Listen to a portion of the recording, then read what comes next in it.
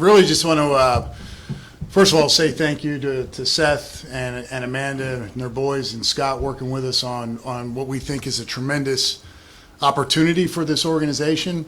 Our pitching has been really strong, mainly because of the guy to my left and others in that clubhouse. And for us to secure him for another couple years is quite the accomplishment. So we're really happy that you're back and have trust and faith in us. Also want to thank our owner, John Sherman.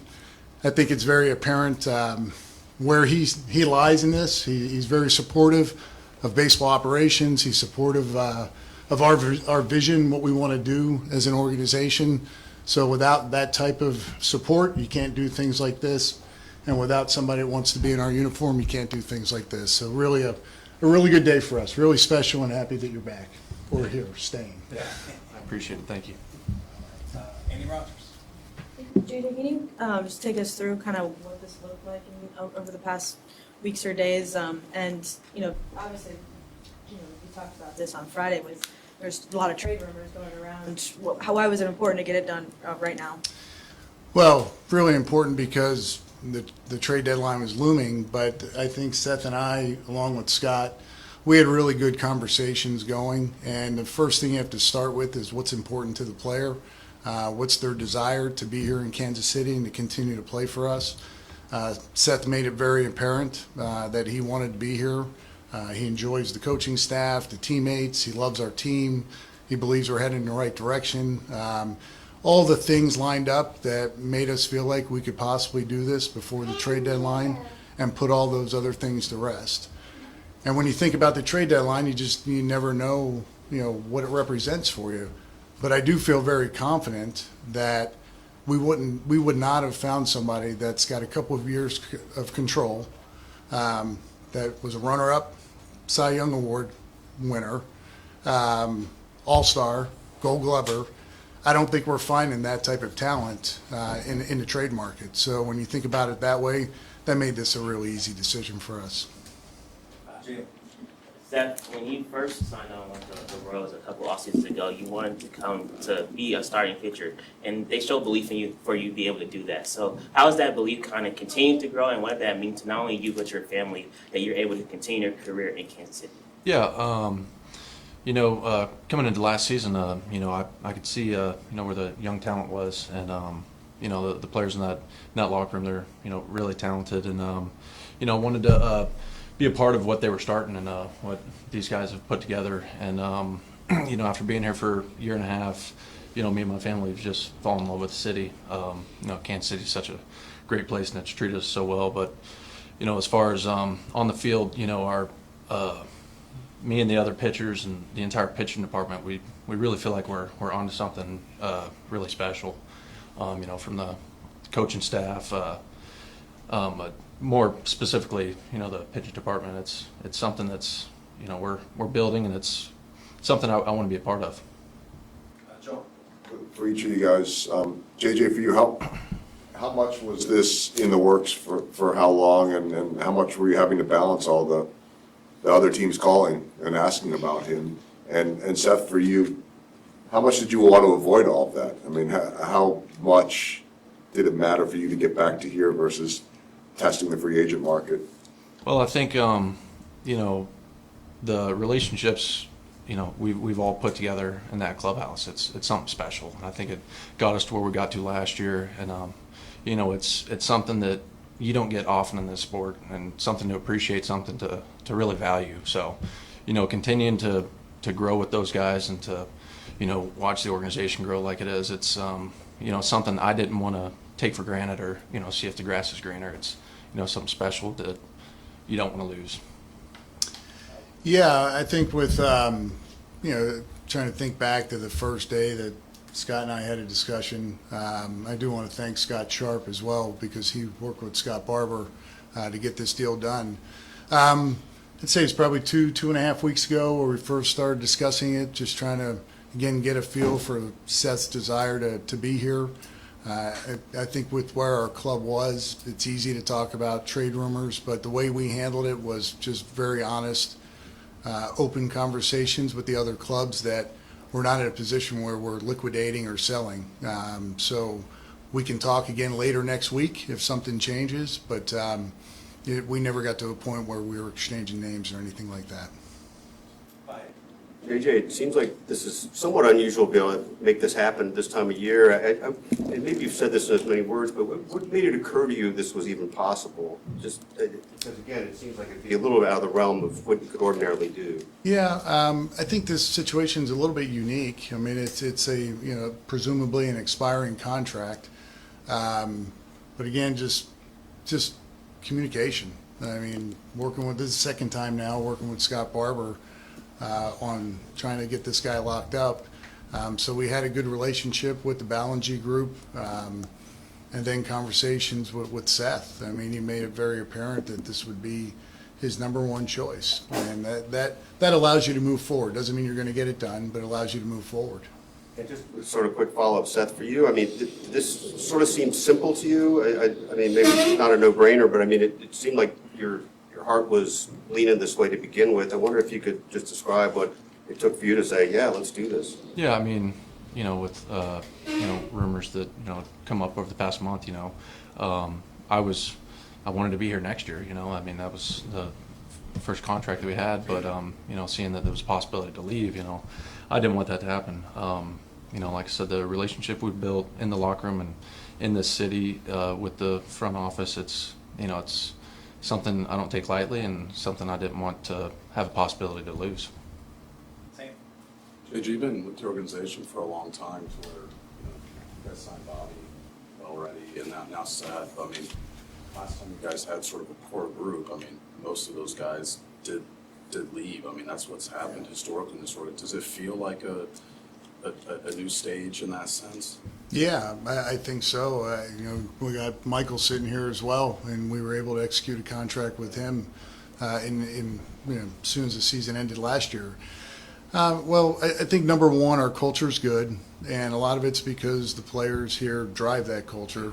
But especially when they've had years of experience in the game and they know they're in the right situation, they're with a team that they like, that means a lot to veteran players, because they're past that point of trying to establish themselves. They've experienced free agency to some extent. They control their own destiny. They have families. So I think the group that we have is in that stage of life, which helps us. And as Seth said, Kansas City is a great place to live. It's very comfortable. The travel's great. From being in this division, the travel's great compared to being on the coast. So there's a lot of advantages.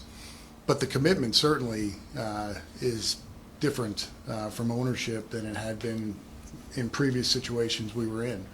We see it as an opportunity when you have a great player to keep them in your uniform as long as they want to be here.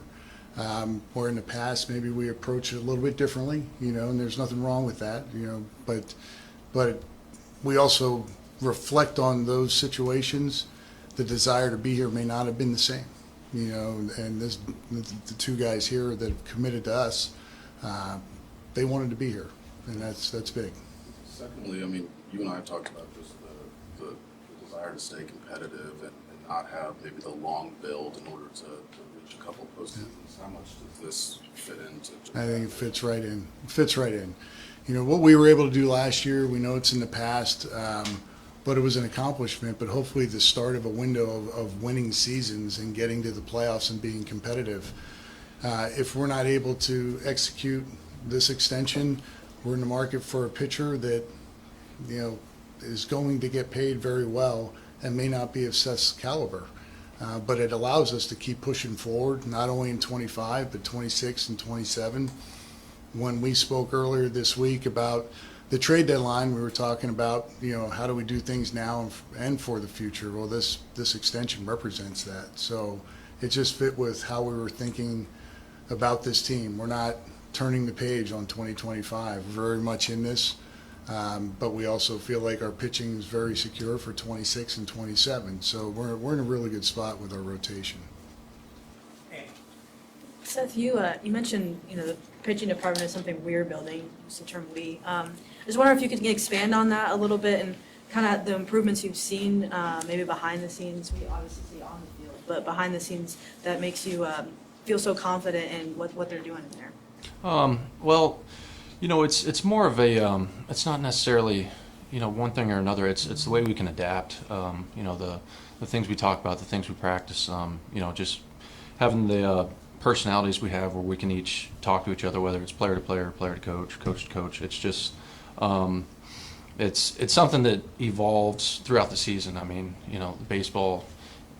Pitching specifically, it changes so much, week to week or season to season, and it's something you have to adapt, but have the right minds that kind of understand what those conversations would be like and understand the whys and hows. And it's you have to have the right people that have those kind of understandings, and that's what we all have as a group. I would say collectively, it's not just a one answer, one size fits all. It's a conversation. It's an idea that we kind of have to navigate. How exciting is that for you to be a part of, and not to, look back at other teams you've been on, but just how different is that maybe, if at all, and kind of to move it forward like that? I mean, it's like I said, it's special. It's really cool. Last year, me and Cole made the All-Star team. This year, Booby and Esty, they made the All-Star team. It's so it's more than just one guy's really good. It's we're all doing this together, and it's reflective of all of our successes. So it's something we all want to grow and keep getting better, and something that I think we're all committed to keep working at.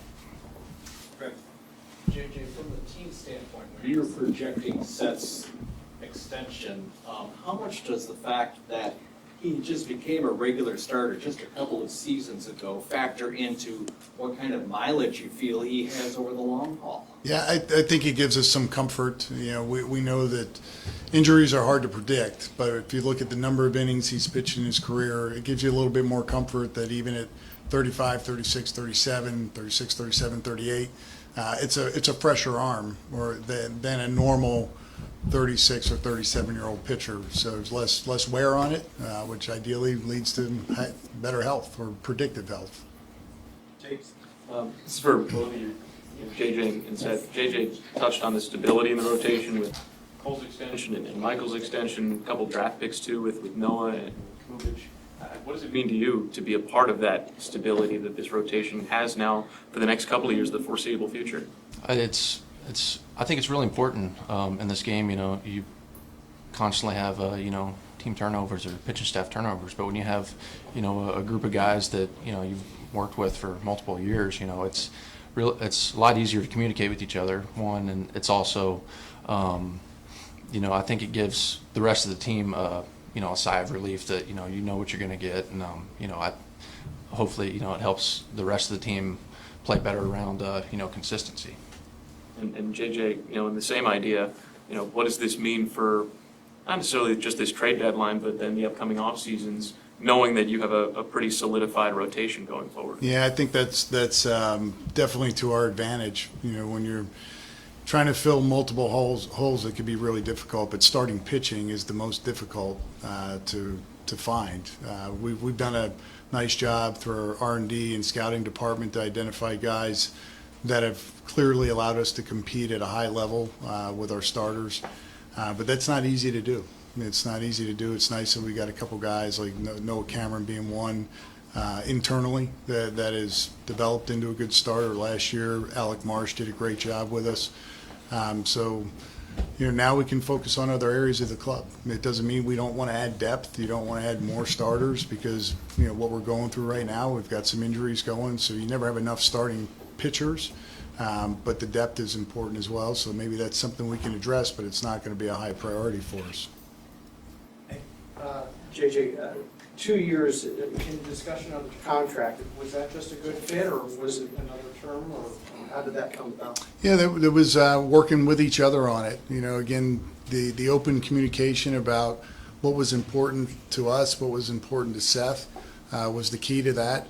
There's great opportunity for him to have a third year here, which would be great. That's that was just something we had to work towards to get there. But again, going back to what's important to both parties, I think we had some common ground. I know we're running past for attention span. I just wondered that, this is a big part of the trade deadline overall, given what's going on. So what do the next 3 days look like for you guys? Yeah, still trying to figure it out. I think with adding Randall yesterday, that helped our roster, it improved our roster. We're still going to look for ways to try to improve the roster. I think with the pitching, we have to be a little bit more open-minded now, given where we're at, and with only 50-some games left. If there's an arm that could maybe help us still compete, we'll look at that. We've talked several times about the bats that may be out there, so we're just going to keep working through it and see where it takes us by Thursday afternoon. If I could, what does it mean to you in the clubhouse that it's pretty clear that, just because of where you guys are at in the standings, this front office is not saying, give up on 25 and move on to 26. I just wonder what that means. Yeah, to have the trust from the front office, I mean, that's huge. But at the same time, I wouldn't say pressure. I don't like that word. Every time you play in this game, there's pressure. So, it's just, I think it really tells us, we gotta show up every day, and it's something we shouldn't take lightly, something we need to be serious about. And I think the way we've been playing the last few weeks, I think that's kind of showing that, and that's take it one day at a time, like Hugh says, and control we can control today, which I can't control these, but it means a lot to the clubhouse for these guys to have the faith in us that they have. So it's something we don't take lightly. This one is just where either one of you, just to hear some of the guys in the clubhouse being vocal while this was getting done about wanting to keep Seth here. What was the conversation just like with some of them just about having him stay in a Royals uniform, and what was the conversations after the deal was done from, I guess, the last 24 hours or whatever? Yeah, I didn't have any direct conversations, but there's some guys in there that like to walk by and drop some hints what we should do. But after it got out last night, I got a few nice texts from Seth's teammates just saying, I'm really happy that Seth's back. So I think that clubhouse is going to be motivated, knowing that they can put that behind the worry that if Seth wasn't in our rotation, they can put that behind them now and just go out and compete and worry about today. And it's one less distraction too. Seth's pitching tomorrow. One less distraction. He doesn't have to take the mound wondering if this is his last start. He might have done that last week, but he doesn't have to worry about that now, and the rest of the team can just follow suit. Did you wonder about that last week? I was hoping not. So I think kind of what Jalen was asking. It kind of shows the what we've built together as a family in that clubhouse, and how close we are, and how much each other means to each other. So I think that's what got us to the point we're at right now as a team, and it's what's going to push us to go even further. Seth, you mentioned in just such a short time you and your family have fallen in love with Kansas City. What's it been like for you to see the fans fall in love with you? I mean, it's a special group of fans. I mean, since I came here last year, they've always, treated me really well out there. It's the best fans in baseball, and, the city's the best city in baseball. So, that's one of the biggest reasons I didn't want to go anywhere else. It's the perfect place. You've had a few different teams in a couple of different roles, relieving, proving that you can be a starter, now being an established starter. I wonder, since you got to Kansas City, how do you feel you've evolved and grown and gotten better? I think a lot of it comes down to, how I evaluate myself, whether it's in game or after games or preparing for a game, which, that comes with experience. Every game I play, there's more experience, and it's more things to, remember, look back on, focus on, whatever it may be. But, it's just the evolution of a pitcher, I'd say, and, just being cerebral enough to understand what I'm good at or what I'm not good at, or, mistakes I've made in the past, or, whatever it is. That's just how I approach baseball, and that's what I'm going to continue to do. Just play one game at a time, and, try to be better every day I show up. Okay. Thanks, everybody.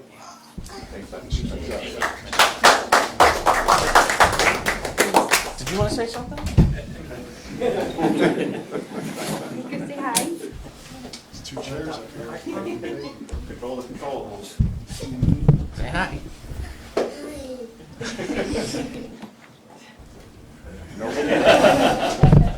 Nope. Dad.